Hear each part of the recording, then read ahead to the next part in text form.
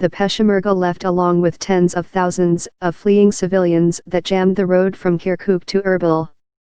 Resident burned tires and shouted "Shame on you," while some civilians pointed guns as the peshmerga departed. "Now all Kirkuk can see this flag," said Abdullah Gubal as he hung it over a billboard for the Patriotic Union of Kurdistan, PUK, the leading Kurdish political party in Kirkuk. Claimed by both the Iraqi government in Baghdad and the Kurdish Regional Authority in Erbil, the fate of Kirkuk should have been decided by referendum a decade ago. Kurds took control of Kirkuk when Iraqi forces fled ISIS's advance in June of 2014. The Kurdish leadership vowed they wouldn't hand the city back. But Kirkuk's government buildings and Kurdish party headquarters were virtually empty Monday, and residents said they saw Kurdish officials and forces leave before the Iraqi forces advanced. "They sold Kirkuk," said Ahmed Mohammed, holding his Kalashnikov at the edge of the city with a group of angry Kurdish volunteer fighters pledging to go back and push the Iraqi forces out. Hiwa Osman, a Kurdish analyst, says the peshmerga retreat may have been the result of both confusion and internal division.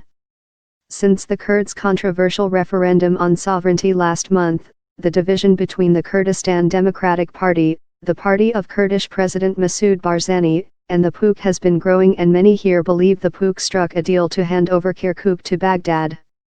In the end, Iraqi forces and allied militias met little resistance in the urban center after clashes with forces outside the city. Overnight, Iraqi forces took control of the areas outside the city, and by afternoon American-trained elite forces had taken the Kurdish flag off the governor's office and raised the Iraqi one instead. Monday's Iraqi advance on Kirkuk was spurred by the controversial Kurdish referendum on September 25. Washington and Baghdad both urged the Kurdish leadership to postpone the vote, but they went ahead. Since then, Baghdad has been increasing pressure on the Kurds' semi-autonomous region, halting international flights out of the Kurds' two international airports and threatening to take control of the borders. Kurds were outnumbered, outarmed, and also unsupported by the ally they share with Baghdad. Both the Iraqi forces entering the city today and the Kurdish forces that left are funded, trained and equipped by the US and allies in the fight against ISIS, putting Washington in difficult position. "Where are the American planes?" asked another man. The pop of gunfire could be heard in the distance as the volunteer Kurdish fighters talked about heading into Kirkuk.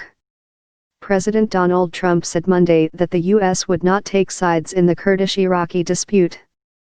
But Jennifer Caffarella, senior analyst at the Institute for the Study of War, says it's this position and American tunnel vision on the fight against ISIS that allowed this situation to escalate. "The U.S. is in a terrible position because we remained focused on the very narrow anti-ISIS mission," says Caffarella, explaining the U.S. needed to be more engaged before these tensions between the Iraqis and the Kurds spiraled. She also cautions that while U.S. has not been involved, the Iranians have. Now the U.S. is sitting on the sidelines asking for everyone to de-escalate.